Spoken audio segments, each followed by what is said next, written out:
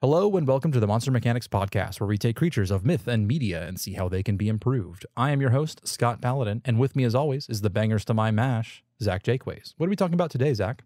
This week we're talking about zombies. So, zombies. We're going to start this with a little bit of a preface because we are two white dudes who need to say these things. There is a real legend of the zombie of Haitian origin about the ability to use sorcery to control people, to kill them and bring them back. That is a real belief.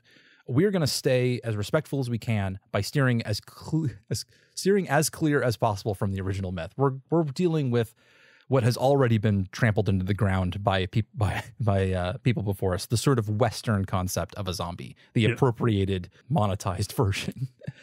Yes. Zombies are the in our popular culture, the popular culture of the West, the zombie is the mindless, undead, raised from the dead creature who shambles about. The modern zombie really comes out of the Night of the Living Dead, monster movie idea of just these like shambling creatures. Mm-hmm. And then from that, there is anything that you have, like we spent several minutes trying to figure out something that nobody else had done very obviously in the zombie space, right? Like they have just been completely reinvented and done to death over and over again. You got necromancy, you got demonic possession, you got disease, you got fungal infection. Whether zombies are slow or fast, or if they are actually dead, or if they're just crazy, like every version of or permutation of a zombie seems to have happened at some point, I will, as much as I don't actually much care for The Last of Us, not that I don't care for it, I was not able to finish that game for gameplay reasons. I liked the story. I love their cordyceps fungal zombies. Super cool. Very cool. It's a great take on that kind of idea. Another interesting thing is like zombies are so often just the allegorical backdrop for humans are the real monsters. Yes. For some versions of like all monsters are allegories, especially in movies. Sometimes it's consumerism, sometimes it's communism, sometimes it's who knows what else. Modern American bland culture, stuff like that. And sometimes they're also like video games love to use zombies as just like fodder. Like they're never really even they're very rarely even explained or a big part of the universe. They're just something that happens that you can shoot. I think it's because at their core, zombies are a very easily understood concept. It's something that has died, but is still around and malevolent. Yeah. And what more do you need? And they're human, so they are easy to model and easy for us to understand. And honestly, you can reskin a main character and then have a zombie out of it. Like real easy to produce. And by being worse than us in a lot of ways, they're not fast, they're not really strong, they're not smart. It's pretty easy to program them. Like I get why they're used in the way they are, but like that's not interesting to us. No. I think we need to talk a little bit about the problems of like zombies as just like raised corpses. I've seen a lot of zombie apocalypse fiction, and like frankly, I don't think they're nearly as bad a problem as everybody thinks they are. Like the initial outbreak when like all of the dead rise, and then anybody who's killed also becomes a zombie. That's bad. But like if they're actually corpses and continue to rot, they don't last very long. Like especially if they're using like their human muscles for motivation, like they actually have to like have a muscle attached to a bone, like that rots, and like worms eat it. And like I think that there would be so many flies and maggots, like carrion beetles and stuff like that. Like one hot summer, and then like almost all of the zombies are gone, right? Yeah, that's definitely one of those things. Like, how is this still a thing? Now that actually to me draws out something that I've thought about in the past, which was a really interesting story is to tell the like 30 years down the road story of the zombie apocalypse, where like the dead do rise, but like so you have to take care about it, and like the world has been sort of destroyed, but people are still going on with it, and like the survivors now have. I love the idea of rituals about like when somebody dies, you have to like put them to rest correctly, otherwise they come back, and like how that affects society and how people think about those things. I think that would be a really interesting story. I'm not sure that's what we're doing today, but Yeah, I think so much of that already sort of exists in the idea of like burning the bodies, and like a lot of it kind of reflects like when you're dealing with a plague or whatnot. But yeah, there's definitely some interesting ideas to explore with preventing zombie apocalypses, or living within a post-zombie apocalypse society. That's one thing about like humans, is like we are extremely adaptable. If this pandemic has shown us anything, like anything can become the new normal. Yeah, that's true. Absolutely. And I also love the idea that, so if we're talking about zombies, we're going to have to come down to the idea of like, what is the motivation for a zombie? Like, what is, when I say motivation, like what is are we talking sci-fi? Are we talking magic and fantasy? Are we talking, like, or some mixture of the two? I don't think the virus idea is super interesting to me. Not like, especially, no. Yeah, like especially something like the rage virus of the 28 days later world, where like these are still humans. They're diseased and they're but like, to me, that if I wrote that as an author, my next step would be like, oh, well then we're doing like an hour and a half medical drama about finding the cure, right? Like that's the whole point. Like it's of us, we're in a bunker with some scientists trying to like, virologists. Like we can't, it's not a shoot 'em up, let's kill everybody. It's like, no, we have to like, we're now trying to preserve these living human beings, so if we're going to discount that, there is, if it's actual dead people, I don't know if there's a really good scientific route we can take to motivate, to like give them motion and make them move and act like people if they're actually dead. So I think that to me screams that we're talking somewhere in the realm of magic, right? Okay. Yeah, magic, or the corpse is no longer the motivator, or the person was no longer the motivator, and there's some outside force. Yeah. Oh, I definitely do like the idea that the body is just a puppet of some other creature or entity, that like when somebody dies and this thing takes over and like raises them and has them move around and do stuff, like it's not like it's some remnant of the person that was there before, that like this thing is just a tool to be used or to be manifested by some other power. Well, that's kind of why the cordyceps take on it was so good, because like the whole concept of a biological organism that's just trying to fulfill its ecological niche, so to speak, by using these corpses is kind of a cool idea.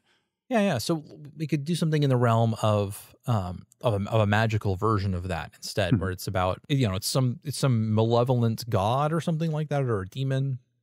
You mentioned when we were talking about this episode, you'd said maybe we should do shadow people instead, and I think that's a chocolate and our peanut butter kind of situation, where like let's just pull like the idea, because the idea of shadows and the absence of light being like strongly thematically associated with zombies, I think is really cool. Yeah, I think there's also some really cool mechanical aspects to explore with that. Like, what if there are like, so there's so often like the light is this sort of cleansing force, whether it's metaphorical or literal. I think there's some interesting ideas with that, especially because even in shadow, like there's always some light there. So sort of the threshold becomes interesting. Yeah, you need a light in order to create shadow. Like a complete absence of light entirely doesn't create, like nothing in there is shadow. It's darkness. It's kind of a weird definitional distinction, which I like. So I'm going to lay down our proposal for like the setting that we're in, like, because this isn't, we're dealing with a magical monster, but I don't think we're in a magical world, which is to say like we're still in like the modern day. Like this is if we're writing a movie, this starts in, 2021.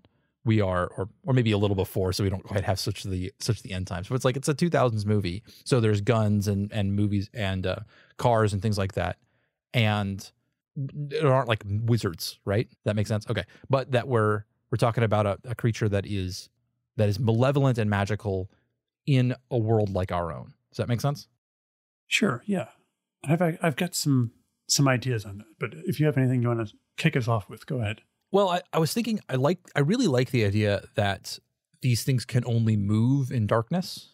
That like if you shine a bright light on a dead body, that whatever is the energy within it, the creature or whatever, is forced out.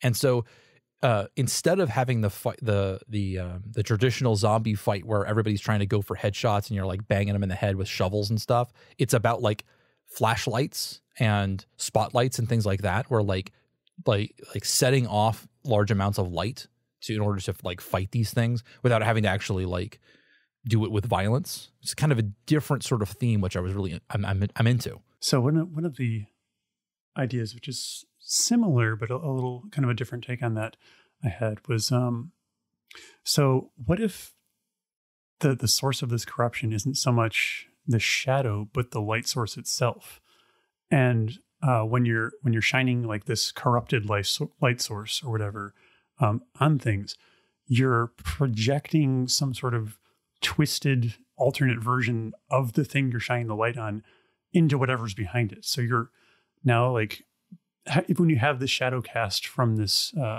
this demonic light source or whatever, and it's, you know, shines on, I don't know, a person or whatever's in the shadow behind them is sort of infected by this corrupted. I am absolutely all over the idea of a corrupted life source. I have, if this was a story, I'm gonna pitch you the opening to a movie. Yeah, hit me. Which is, it starts with the day the new moon showed up, and it's a second moon in the sky, and it has its own light that corrupts and causes things to turn into zombies. Okay, I got chills from that, so please continue. Yeah. No, I mean, that's the pitch. Like, that's the whole idea, is like the source of this power is this new thing in the sky, right? Mm-hmm. Like, and I like the idea that it's like sometimes you'll see the moon during the day, depending on the cycles and things like that. And so this thing's bright enough to be seen, you know, during the day, but also depending on how the orbital cycles and things like that work out, sometimes it'll be more active at night, sometimes more active during the day. And that when things are within its light, but not over, maybe not like, maybe it's one of those things where like there's an interaction between its light, which is corrupting, and the light of the sun, which is much more natural and has its own energies behind it. So like, if this thing is risen during the night, all of the light that it casts is super corrupting, causes huge troubles for everybody. But then a couple of weeks later, different part of the cycle, it is now risen during the day, and it's still corrupting and it's still a problem, but it's being overpowered by the bright light source of the sun. Mm-hmm. And so it has a different sort, like different rules happen at different times of the month, as it were. Okay. I think that could be really cool. And I love the idea, like, that's just a banger of an opening image, you know, the second moon in the sky. I mean, you know, the dark malevolent red moon or something like that. Mm-hmm. Or is there like blood moon is already a thing. Is there a better word for it? The shadow moon. Shadow moon is pretty cool. Or even like, I love the idea of like of an orbital body that you can see from the Earth, and it's like big enough that you can notice that there's huge chunks of it missing. So it's like the broken moon or something. Oh yeah, yeah. That could be cool. Or like, it's broken. There's huge cracks on its surface, like even to the point where like chunks of it are sort of separated out, and that's where the light is coming from. It's coming from within this huge rock, and you can see the glowing, those glowing fractures within it. I love the idea that maybe like part of the moon is fractured, like, and the other part of is whole, and this thing is kind of orbiting or rotating as it orbits, and like every time like that light sweeps across the planet, there's more of this corrupted light sweeping over the planet and infecting the inhabitants. Yeah, I totally dig that. Okay, so maybe there's an idea behind this. We're calling this light, but maybe it's obviously some sort of magical energy, right? Like it doesn't have to behave entirely like regular light. And so maybe it's a little sticky, which is like when it gets into something, it kind of lingers there. And so even when you are no longer in that light source, there's still some of it sort of remaining within you or within the zombie or something like that. And it will either run out, or then you can expunge it with regular light. So it's kind of like a form of like irradiation, or where it kind of, you can kind of carry it in. But if you then like, if it's, because I love the idea that, you know, maybe it has a soft purple glow or something like that, kind of an ultraviolet thing going on, and so you can like like it makes the whole, like if you're looking out your window at night into a landscape covered by this stuff, it like makes everything kind of glow in a weird black light sort of way. Mm-hmm. And then even when that light passes, or when something that's been affected by it like moves into the shadow of this light, you can still see it glowing because because that light is still sort of clinging to it. But then if one of these light zombies, one of these broken moon zombies, like comes into your building and you need to stop it, what you do is you can just like shine a flashlight at its head, and that pushes off the corrupted light. Like a regular light washes it away, and then it just stops. Like it quote unquote kills the zombie, but like it doesn't. You don't have. I'm kind of trying to steer away from the idea that this is a big blood fest. So like instead you like stop them in their place, and remove their ability to move. Interesting. Yeah. I like the idea that like the physics of this broken moon light source are a bit different than normal light. Like I like the idea that maybe like it sticks to different things differently. Like it passes through water like electricity. Like it's conducted through water. So like, like the oceans are always slightly glowing with this energy, because even if this thing is on the other side of the planet, the oceans are all connected. And so like this light energy is being pumped into the oceans at like huge amounts, to the point where it's being pushed like, through the whole world. Right. Like, and you can get glowing rain where like, even when, like a cloud that had passed through this thing's light on a normal day, like you suddenly have one of these glowing clouds, and like drops of rain that look like fluorescent paint or something like that start falling and splashing onto the ground and corrupting things within it. That's cool. Also, with the addition of a second moon, tides are going to be a huge problem. That's what got me onto thinking about water, is the idea that like you have like these additional tidal forces that are causing all kinds of trouble and disrupting jet streams and currents within the ocean and stuff. I love that idea. Oh man, if it's conducted in water, like I like the idea that water. Ooh, okay. I got half a thought. Okay, so if this stuff sort of lives in water, not lives, but like it can be properly absorbed within water. Maybe one of the things is that like the only body that can be infected by it is one that still has fluid in it. So like if you desiccate a body, if you dry it out, like something like leather, for example, doesn't have a lot of moisture in it. So like it won't reanimate a properly dried out corpse, but one that's been more rotted and fetid and is still full of fluid can still be animated by this thing. If water can store this evil light, then it, a wet zombie has a bigger battery charge in it than a dry one would. I like the idea too, as well, that like, okay, actually this is a question, not an idea. Okay. What is it about dead humans or dead animals that is different, that allows them to be infected, that doesn't affect things like, I don't know, maybe plants, or does it affect plants? Or maybe, and also then, does it have an effect on the living in the same way that it does on the dead? I mean, I'm interested in, we could go a bunch of different angles here. I just want to see how we're going to navigate it. And I'm open. We could do lots of different ways. Like, because like the cop-out answer is to do something like with souls or something. Yeah. Which is hand wavy, and perhaps we can come up with something better than that. Yeah, I think I like the idea that it actually is to do with the human form, the bipedal, specifically it is bipedal with arms and a head, like the shape of a man, right? That I'm coming back to the idea of the old Christian idea of God having made man in his image, and so it's got something to do with having been like being made into the form, into sort of the shape of a man, is part of what gives something motivation. It makes it susceptible to this light, because this light has been, like in my head, specifically crafted for humans. Like it was made by it's not just some naturally occurring malevolent force. This is a god or a demon that like is specifically trying to attack humans, and so therefore has sort of designed it. That's one of the rules, is that it's about the shape.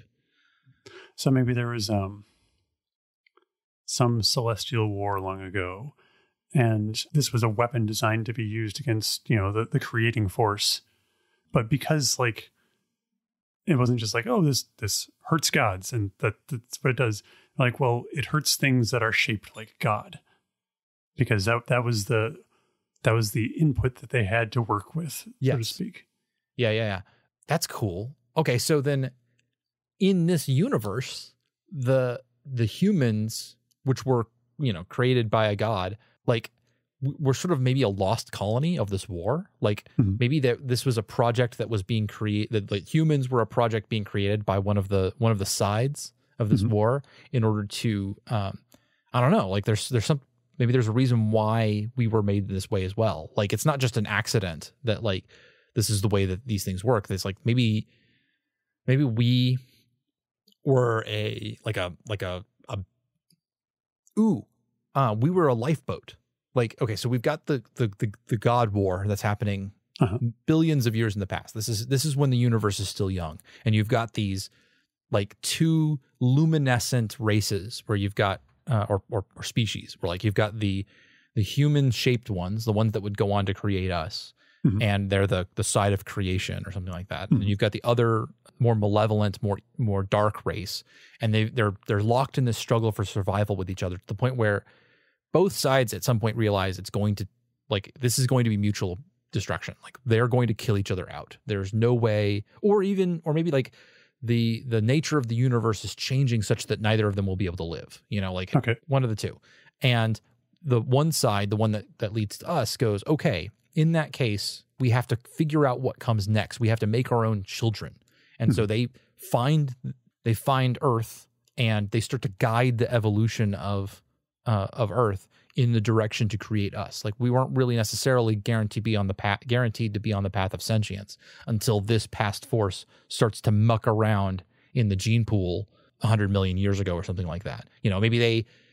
Maybe they sent the asteroid that kills the dinosaurs to make room for a different kind of species, and then they're the ones that are sitting there guiding evolution afterwards in order to result in us. And then we are the after apocalypse, right? Like the apocalypse of the universe already happened, and we are the continuation where they're trying to get this whole thing started up again under a new form, more physical form. Well, that's cool. I have a slightly different take on kind of how this might have played out. Is what if this broken moon was originally a tool of creation? Okay. Like there were you just had like giant cookie sheets full of gingerbread men that it brought to life. Yeah, and this is a giant battery to charge them all up. Yeah, like this basically like this was the mechanism for creating man. Oh, it's broken. So this is a giant floating factory to make the cookie cutter men. Like it's like you ship in cookie cutter men. They go through this moon, and they were supposed to come out the other side as living people, but it's broken. And so, while it may not affect living people, it sees these corpses or whatever, and it doesn't have instructions or like the part that handles like this is dead. Yeah, it was never expected to see. It's bad programming. Yeah, so it's just like, okay, let's make this a man again. Yeah, but because it's broken, it doesn't work quite the same way. So you get this broken, shifted, hungry individual instead of. I like that. That's fantastic. So we don't have. It's not out of malevolence. It's just because things are malfunctioning after 5 billion years floating out into space, and like nobody expected this to happen this way. Or maybe this thing was damaged in the God War or whatever. Yeah. And sent off into space, and now has, after 5 billion years, ended up in orbit around a planet with humans. Yeah, okay, so if this was created in the God War and it was meant to motivate not us necessarily, like it wasn't about creating humans, it was creating the things that came before us. So this is an angel factory, right? Like this is the servants and soldiers of a god that this thing was created. Yeah. Oh, which means you get some cool imagery that could come along with it, where maybe a particularly supercharged zombie starts to develop like luminescent ultraviolet wings as the energy starts to sort of like flow into areas that it was expecting to have. Okay, that would be badass. Yeah. Yeah. Or the wings are just the off, I want to say off gassing, but the sort of the release of that energy. Like it's one of the areas on the human form where that light would flood out if there's too much of it. So if you overload a human form with it, then it sort of like creates these two aurora style plumes of light that come out. Then it's really just more of that being expressed outward. And then you could see that same light move, like it's still looking for a place to go. So it like it like comes out and it spreads out like wings, and then it comes down to other corpses and animates them. So you have like one superpower zombie or one superpower corpse that is powering a whole group because it has just so much of this energy built up inside of it. So is the motivating force for these things now to like sort of carry out their orders as like these soldiers in this kind of god war? I think they're malfunctioning, droid soldiers. Like they were built to be angels in this god war. The war is long over. And so it's creating these things, and that's the basic instruction set that it's giving them is like go and fight and kill. It's not even about eating brains or anything like that. It's not about hunger. It's just you are built to wage war, so you're gonna go attack other creatures. Yeah, I like that. That's really cool. That creates a system that explains a lot about the zombie apocalypse.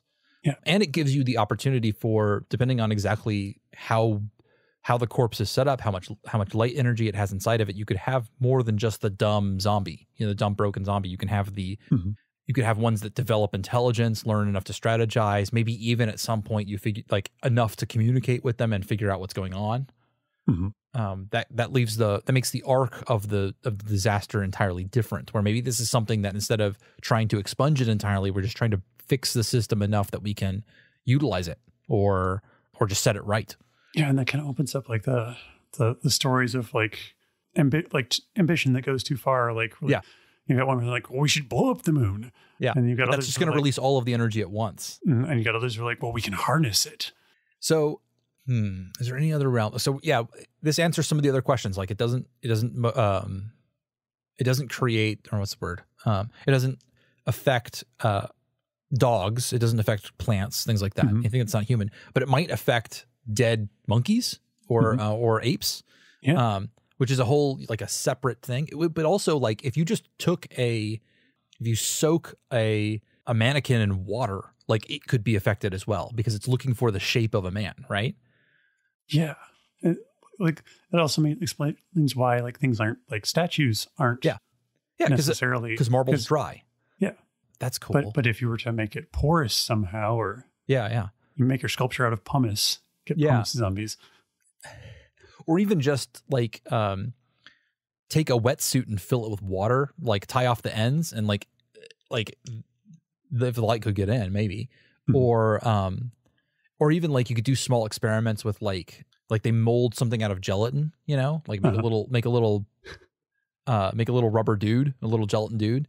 Gelatin's full of water, and like you could see them like rise up and like that's like I love that idea of a scientist experimenting with all these different versions and trying to figure out exactly how human you have to make them, Yeah, I feel like you could definitely get almost like a Brandon Sanderson style, like learning the rules of the system and then abusing them. Yeah, it's absolutely begging for somebody to figure that kind of stuff out. If you could totally come up with rules you have to change some of the parameters a little bit from what we've been talking about, but that's totally cool to get where you could have a suit with tubes running through it. If I will try to put a link in the show notes. The cool suits that they use for aviators, where it runs water, and astronauts get this too, where they run water to regulate your temperature. You could have the same thing around yourself, and you're like close. Then it puts the water in a configuration close enough to let you absorb this sun energy, or not sun, this broken moon energy. And then like maybe that gives you superpowers, like you could use it for extra strength or something. Or so it's basically like a Bane suit for maybe harnessing this. Yeah, but like you'd have a guy with like these glowing lines all over his body filled with this fluorescent stuff. That could be really cool. I do like the idea that even though it doesn't affect humans, it still does that same sticky quality to us. Where like if you go out at night in it like. It doesn't necessarily hurt you, or maybe they just don't know if it hurts you or not. But like, people are going to wear masks and things like that. And then when they come into whatever safe zone or whatever, they have the decontamination shower, but it's just like a sauna or a tanning room where like really bright light blasts you from every angle for a second. That's cool. Yeah, that is cool. Yeah, I do like the idea that maybe there's also like, maybe it's rare, but there are like conditions that this broken moon reads as correct in a human being for like being dead already, or being suitable for being infected. So you've got some people who are still living that are being affected by this light. Yeah, it would have to be something like, I mean, I want to go away from like the idea that it would be like a damage. It would have to be something about maybe, no, I don't like that. I was going to say maybe it has something to do with like people who look like the originals more than other people. Like it has to do with their form again. But I think that gets a little too problematic. Yeah, a little too master race. A little too master racy stuff, even if it doesn't matter what race you're picking. Yeah. Maybe it's something about, ooh, there's a command system. Okay. Like this thing has the instructions and stuff in it, and it's been programmed. It's a big machine, right? So if you can figure out the words to say, the correct commands, the actual like holy words that came from the gods before, then you can start to instruct this thing. And so certain things, some of that will act like a curse, or some of it will act like a boon to yourself, depending on if you come out. So you like, I'm thinking about like the secret names of gods or something like that, where like these are things that have gotten passed down because we are created and descended from the race that built these, the species that built this. We're their children. So like maybe some of that got passed down in various religions, where like particularly sacred words, secret names, things like that could be actual commands that allow you to control and give you some measure of control over these things, either to command the soldiers, to order zombies around, or to command this broken moon's light itself, where like you can call it into you. Could also be kind of interesting if like this broken moon served more as like a resurrection or cloning facility for the gods themselves. Like instead of creating soldiers, like it's like in case of god death, break glass to reconstitute God. Yeah, maybe. Maybe and there's no reason why I can't do both. Like, under its normal circumstances, it's about creating the soldiers, but it also acts as a giant repository for this god energy, and maybe it's got their personalities stored somewhere. So if you invoke the right words, you can cause one of these things to form an avatar or to inhabit a particular person or something. So by invoking these words, you can change it from reconstituting Jeff, and now you're reconstituting Bob. Yeah, exactly. Yeah, you have it switch modes, and then maybe like if we're taking the parameters of this story to their conclusion, I think that like at some point somebody figures out how to like fully manipulate this thing, and you like actually get to conquer death. Like once you've figured out how to like absorb or take in the energy from people to be stored and replicated and duplicated, you can then like when somebody dies, you build them a new form, you fill it with enough water, and then you like push their new energy into it, and you've resurrected them. And like then humanity moves on to the next level or something like that. I think that's a really cool idea. Yeah. Yeah. Okay. Well, I think that that seems like a natural conclusion of where to end this. Yeah. There's just plenty of meat on those bones for anyone who wants to take this and run with it. Yeah, please do. All right. Well, in that case, I guess we're done. Bye. All right. Until next time. Thank you for joining us for this episode of Monster Mechanics. If you have a couple of minutes and want to help the show, why don't you head to iTunes or Podchaser and leave us a 5-star rating and review? That really helps us out. Nominally, that would actually help people find the podcast, but in point of fact, we just live on positive reinforcement, and it helps us keep the energy going to keep this show as good as it is. Now for the credits. Monster Mechanics is produced and edited by me, Scott Paladin, and hosted by myself and my best friend, Zach Jaquays. All of the ideas generated during this podcast are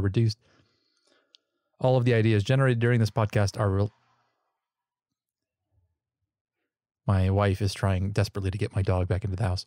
All of the ideas generated during this podcast are released under a do what the f you want public license.